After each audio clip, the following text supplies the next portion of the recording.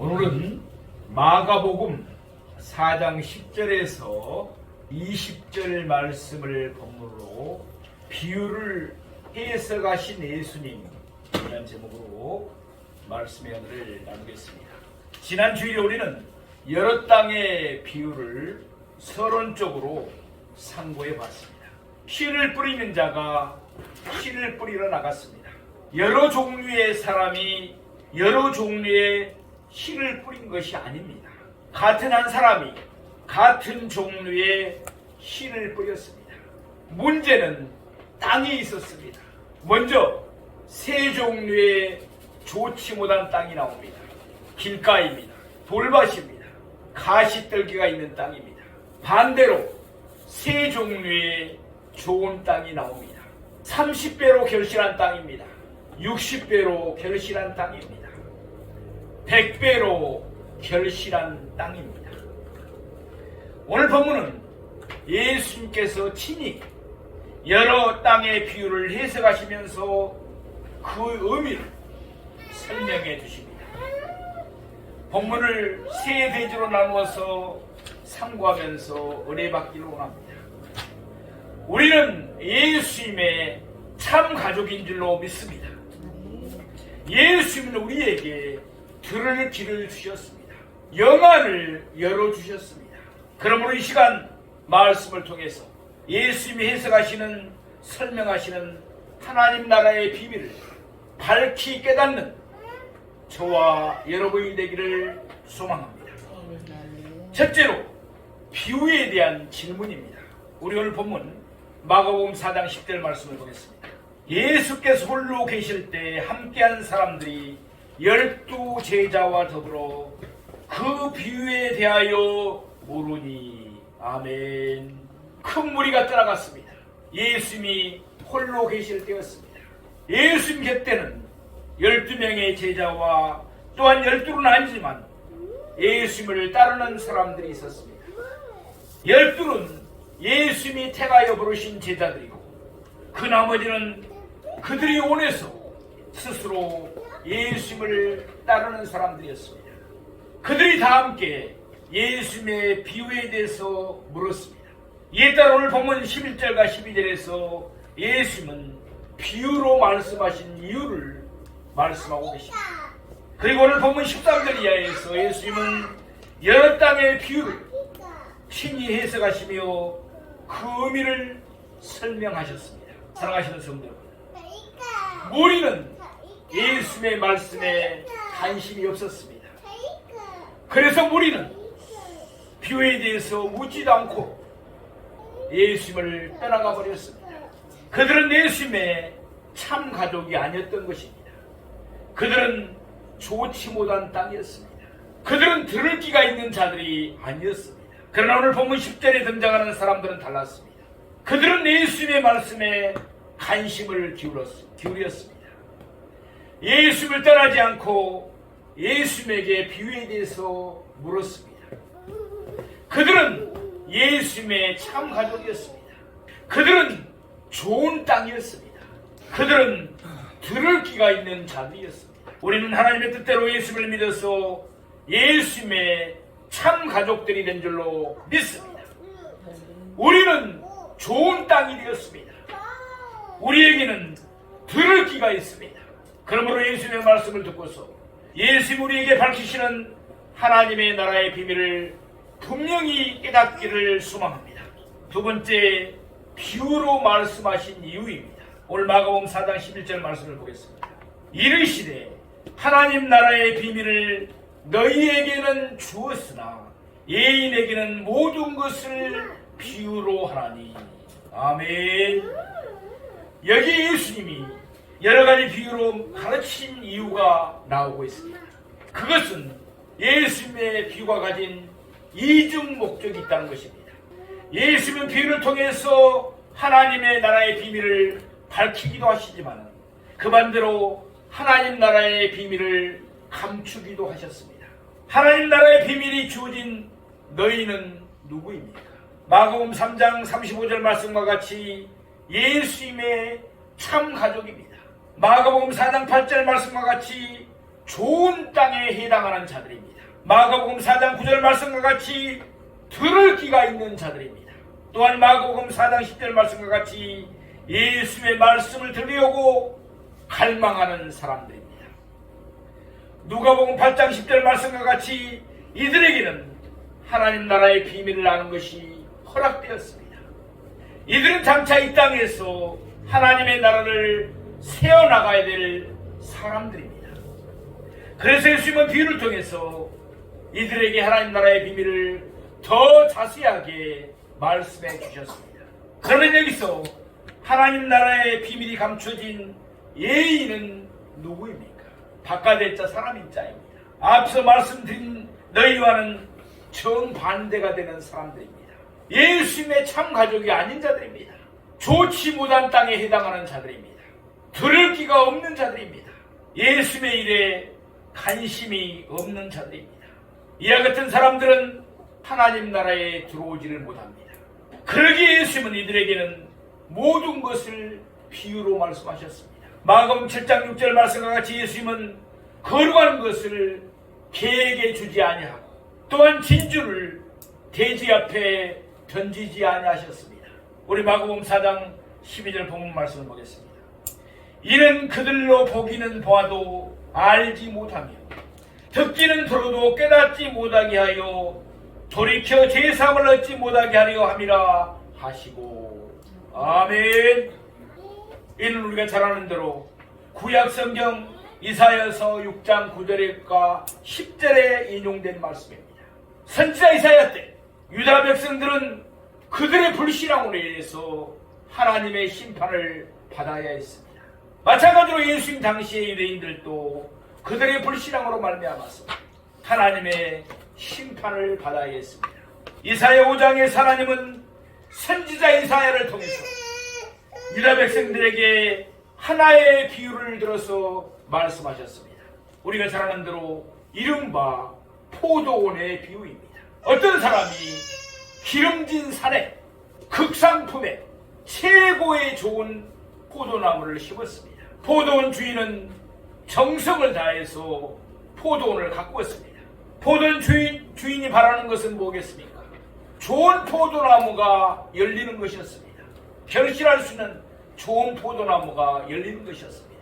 그런데 포도나무는 안타깝게도 들포도를 맺고 말았습니다.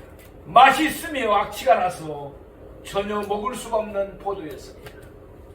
그러나 하나님의 뜻과는 달리 그래서 포도원 주인은 그 포도원을 허물어버리고 그 포도원을 황폐케 만들어버렸습니다. 그 비유에 나오는 포도원의 주인은 바로 하나님이신 줄로 믿습니다. 그리고 포도원은 유다 백성들을 가리킵니다. 하나님은 유다 백성들에게 정의와 공의를 바라셨습니다. 그러나 하나님의 뜻과는 달리 유다 백성들은 오직 거짓과 후악을 일삼았습니다. 결국 유다 백성들은 하나님의 심판을 받아서 그들의 땅은 황폐케 되어야만 했습니다. 또한 그들은 바벨론으로 포로로 끌려가야 했습니다. 유다 백성들은 철저하게 멸망당할 것입니다. 그렇지만 이사야 6장의 마지막 절인 13절은 이와 같이 끝맺음을 하고 있습니다. 나무가 배임을 당하여도 그루터기는 남는 것처럼 유다 백성들 가운데서도 거룩한 씨가 그 그루터기로 남게 될 것입니다. 아멘. 수많은 유대인들이 예수님을 배척했지만 예수님을 따르는 소수의 무리들은 남아 있었습니다. 이들에게는 예수님의 비유가 하나님의 나라를 깨우치는 은혜였습니다. 그동안 예수님은 말씀과 이적을 통해서 그가 그리스도이며 하나님의 아들이심을 밝히 드러내셨습니다. 그럼에도 불구하고 유대인의 지도자들은 예수님은 사탄이 들렸다고 했습니다. 예수님을 죽여야 한다고 결론을 내렸습니다. 따라서 더 이상 그들에게 주어질 은혜는 없었습니다. 은혜의 문은 완전히 닫혀버린 것입니다. 그들에게 기다리고 있는 것은 오직 심판뿐이었습니다. 그러나 멸망을 당할 유다 백성들 가운데 거룩한 씨가 그루터기로 남아있다는 것입니다. 마찬가지로 수많은 유대인들이 예수님을 배척했지만 예수님을 믿고 따르는 소수의 사람들이 남아있었습니다. 이들에게는 예수님의 비유가 하나님의 나라의 비밀을 깨우치는 은혜였습니다. 우리도 이 타락한 시대, 거룩한 시, 굴토기로 남는 우리 모두가 되기를 축복합니다. 마태복음 13장 16절에서 예수님은 말씀하십니다. 우리는 눈으로 보므로, 우리는 귀로 들음으로 복이 있다. 아멘. 예수님 안에서 우리가 얻게 된 축복과 특권이 너무나도 많습니다. 이 놀라운 은혜를 생각하면서 말씀에 담겨진 하나님 나라의 비밀을 힘써 배워나가는 우리가 되기를 원합니다. 세 번째, 비유에 대한 해석입니다. 우리 마가복음 4장 13절 말씀을 보겠습니다. 또 이르시되 너희가 이 비유를 알지 못할진대 어떻게 모든 비유를 알겠느냐.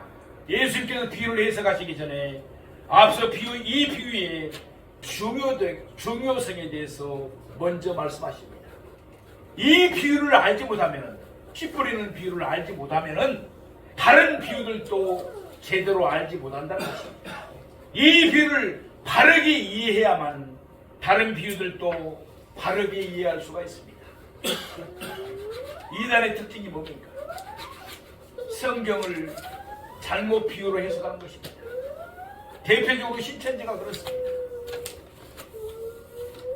그만큼 이 비유는 중요하면서 예수님의 비유 가운데 가장 기본이 되는 비유입니다. 오늘 보면 마가복음 4장 14절 말씀 보겠습니다. 뿌리는 자는 말씀을 뿌리는 것이라. 아멘. 여기에서 말씀을 뿌리는 자가 누구라는 설명은 없습니다.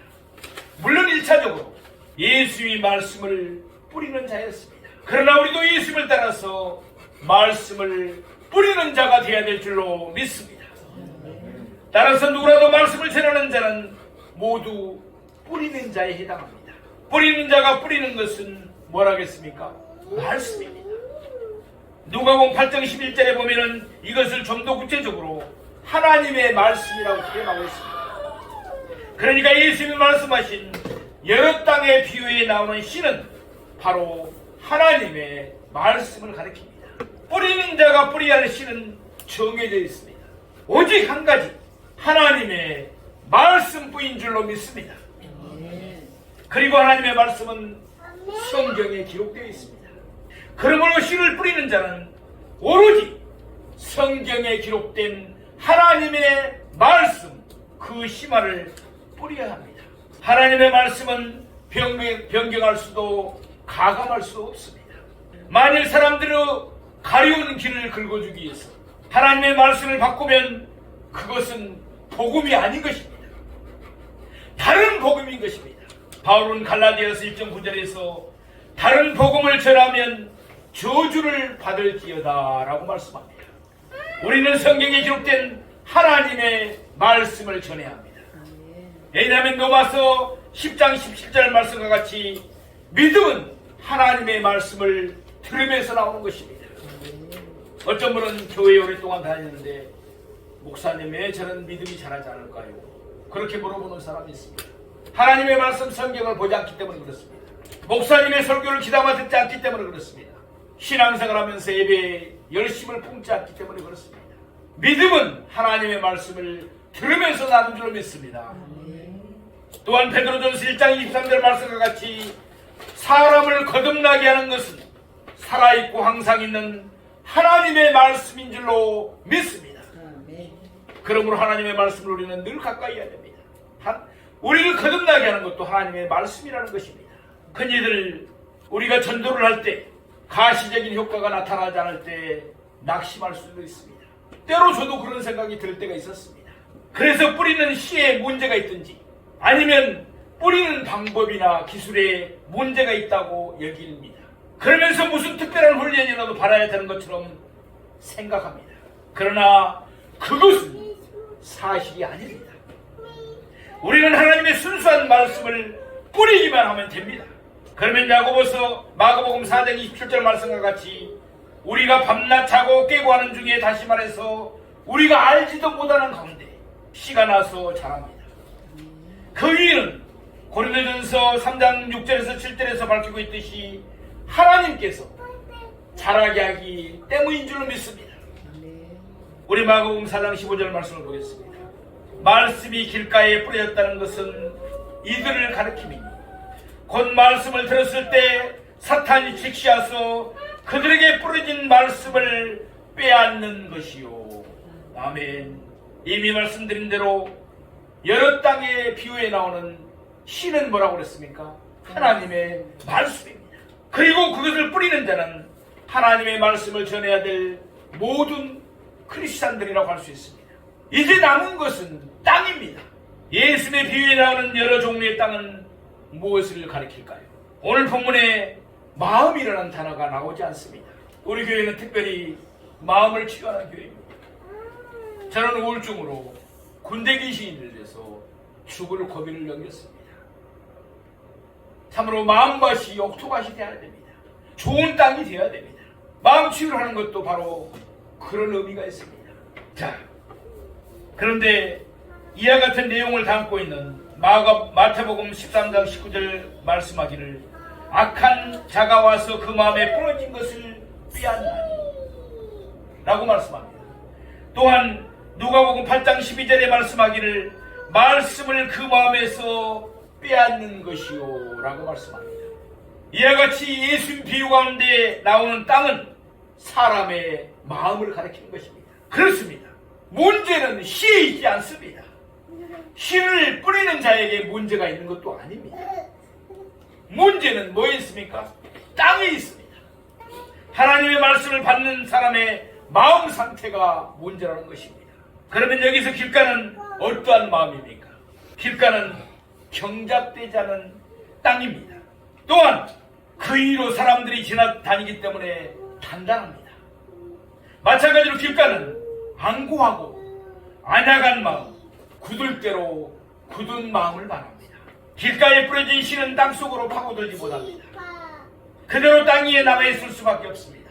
그래서 새들이 와서 먹어버립니다.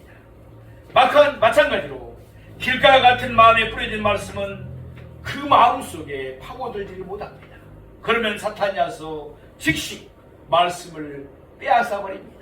예수님 당시의 종교 지도자들이 그랬습니다. 그들은 마음이 안약해서 예수의 말씀을 전혀 받아들이지 않았습니다. 그러니 결국 그들은 예수님을 십자가에 못 박아 죽이고 말았습니다. 요한복음 4장 44절에서 예수님 말씀하시기를 그들은 그들의 압이 사탄에게서 났다고 말씀합니다. 그러기에 그들은 예수님의 말씀을 들었지만 그들의 압이 사탄이 직시하서 그들에게 뿌려진 씨를 먹어버리고 말았습니다. 빼앗아버리고 말았습니다. 그 결과 그들은 멸망의 자식이 되어 구원을 받지 못했습니다. 우리 마가복음 4장 16절에 17절 말씀을 보겠습니다. 또 이와 같이 돌밭에 뿌려졌다는 것은 이들을 가리킴이니 곧 말씀을 들었을 때 즉시 기쁨으로 받았으나 그 속에 뿌리가 없어 잠깐 견디다가 말씀으로 인하여 환난이나 박해가 일어나는 때에는 곧 넘어지는 자요. 돌밭은 안반 위에 있는 땅을 의미합니다. 안반 위에는 수분이 고여 있습니다. 흙도 얕습니다. 그래서 여기에 떨어진 씨는 곧 싹이 납니다. 또한 영양분이 위로만 올라가기 때문에 한동안은 잘 자랍니다. 그러나 뿌리가 없기 때문에 결국은 햇볕에 타서 말라버립니다. 그러면 여기서 돌밭은 어떤 마음을 가리킵니까? 한마디로 경박한 마음, 깊지 못한 마음입니다. 이런 마음은 감정에 쉽게 좌우됩니다. 그래서 말씀을 들을 때 즉시 기쁨으로 받기도 합니다. 그리고 한동안은 남들보다도 더 뜨겁게 예수님을 잘 믿는 것 같습니다. 그러나 마음이 기쁘거나 감동이 된다고 해서 그것이 구원을 받았다는 증거가 될 수는 없습니다. 오히려 마태복음 5장 4절에 애통하는 자가 복이 있다고 말씀합니다. 또한 야고보서 4장 9절도 슬퍼하며 애통하며 울지어다. 너희 웃음을 애통으로 너희 즐거움을 근심으로 바꿀지어다 라고 말씀합니다. 바리새인들처럼 스스로를 어렵게 여기며 기뻐하는 자에게는 구원이 임하지 않습니다. 오히려 세리처럼 애통하는 심정으로 자신의 죄를 회개하는 자에게 구원이 임하는 줄로 믿습니다. 물론 우리가 구원의 기쁨을 누리는 것은 사실입니다. 그러나 기쁨 자체가 구원의 증거가 될 수는 없다는 것입니다. 요한복음 6장을 보면은 예수님께서 오병이어로 5,000명을, 그러니까 여자 아이들까지 한다면 약 한 200명을 배불리 먹였습니다. 그러자 그 다음날 또 많은 사람들이 기쁨으로 예수님께 모여들었습니다. 그들은 그날 또 예수님께서 그들에게 배불리 먹여주기를 바랬습니다. 그러나 예수님은 그들에게 떡을 주지 않았습니다. 예수님은 그들에게 생명의 떡에 대해서 말씀하셨습니다. 말하자면 예수님은 자신의 죽으심에 대해서 말씀하신 것입니다. 그러자 요한복음 6장 66절을 보면은 많은 사람들이 예수님을 떠나가 버렸습니다. 그들은 바로 돌밭과 같은 마음이었기 때문에 그렇습니다. 예수님의 말씀이 그들의 마음에 깊은 뿌리를 내리지 못했습니다. 그들은 말씀으로 인해서 그들이 받을 환난이나 박해를 생각하자 예수님의 말씀이 더 이상 기쁘지가 않았던 것입니다. 그래서 그들은 예수님을 떠나가 버리고 말았습니다. 반면에 고린도후서 12장에 나오는 사도 바울을 우리는 생각해 볼 필요가 있습니다. 그의 육체에는 가시가 있었습니다.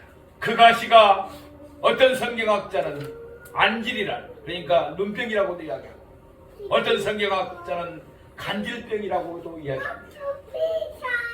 그런 그 문제를 해결받기 위해서 3번이나 죽게 간절히 간구하였습니다. 그러나 그의 육체에 있는 가시는 없어지지 않았습니다. 그때 바울은 그의 육체에 가시가 있는 것이 하나님의 뜻인 줄을 알았습니다. 교만하지 말라고, 겸손하라고 육체의 가시를 남겨준 것을 그는 알았습니다. 그래서 그는 그의 약함을 오히려 감사하며 기뻐하며 자랑했습니다. 돌밭과 같이 감정에 좌우되는 얕은 마음이 되지 맙시다. 말씀을 붙들고 모든 환난과 핍박을 이겨내는 저와 여러분이 되시기를 소망합니다. 우리 마가복음 4장 18절에 19절 말씀을 보겠습니다. 또 어떤 이는 가시떨기에 뿌려진 자니 이들은 말씀을 듣기는 하되 세상의 염려와 재물의 유혹과 기타 욕심이 들어와 말씀을 막아 결실하지 못하게 되는 자요. 아멘. 어떤 땅에는 가시떨기의 실뿌리가 남아있을 수 있습니다. 이런 땅에 떨어진 씨는 계속해서 가시떨기와 생존 경쟁해야 됩니다. 비록 싹이 나서 자라더라도 가시떨기에 막혀서 잎이나 가지가 제대로 뻗지를 못합니다. 그 결과 추수 때가 되면 결국 결실을 못하게 되는 것입니다. 그러면 여기서 가시떨기의 땅은 어떤 마음을 가리킬까요? 한마디로 말하면 이중적인 마음입니다. 마태복음 6장 24절 말씀의 표현을 빌리면 하나님과 재물을 겸하여 섬기고자 하는 마음입니다. 또한 야고보서 1장 8절 말씀과 표현을 빌리면 어느 한 곳에 정함이 없이 두 마음을 가진 마음입니다. 이런 마음에 뿌려진 말씀의 결과는 어떠합니까?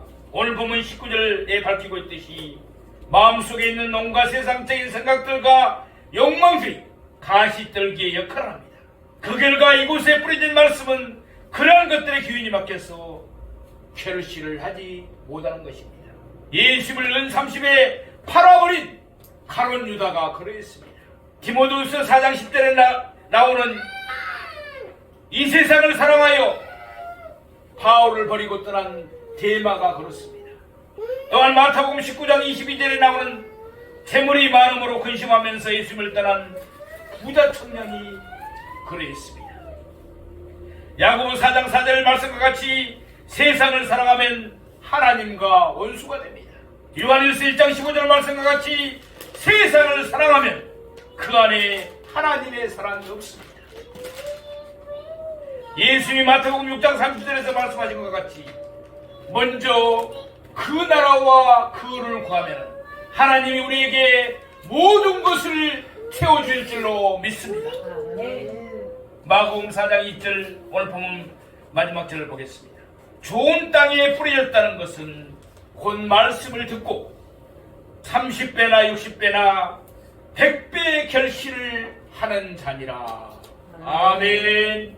여기에 좋은 땅이 나오고 있습니다. 좋은 땅은 흙이 부드럽습니다. 흙이 깊습니다. 잡초가 없습니다.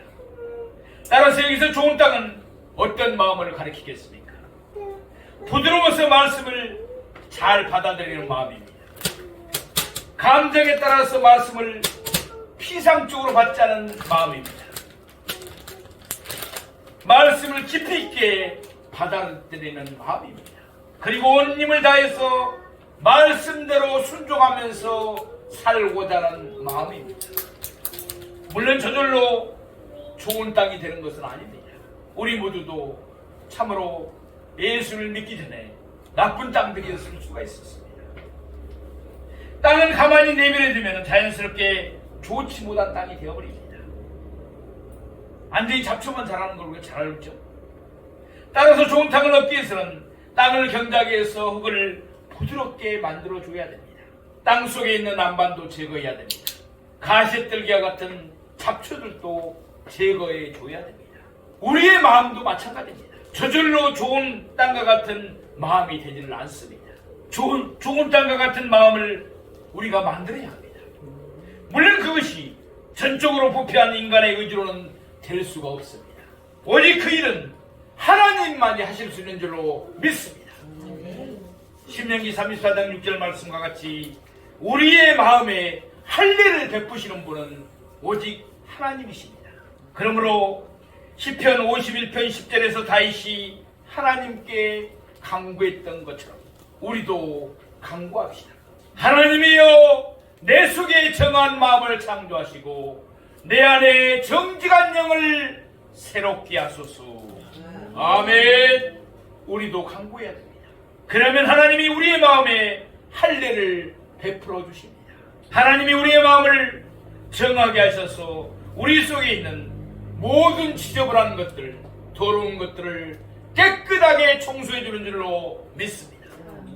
그 결과 우리의 마음은 좋은 땅이 되어서 30배, 60배, 100배의 결실을 하게 될 줄로 믿습니다. 사랑하시는 성도 여러분, 먼저 나 자신을 살펴봐야 됩니다.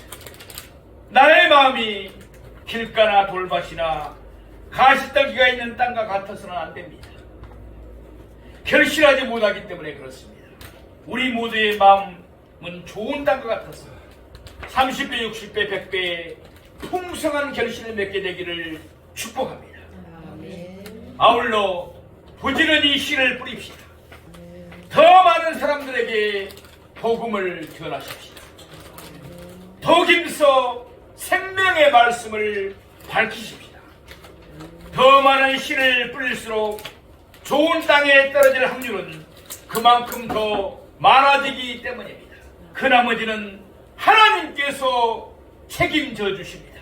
씨를 뿌리는데 결실이 없으면 어떨까? 그런 염려는 절대 할 필요가 없습니다. 하나님께서 책임져 주십니다. 하나님께서 그것들을 자라게 해 주십니다. 기도하겠습니다.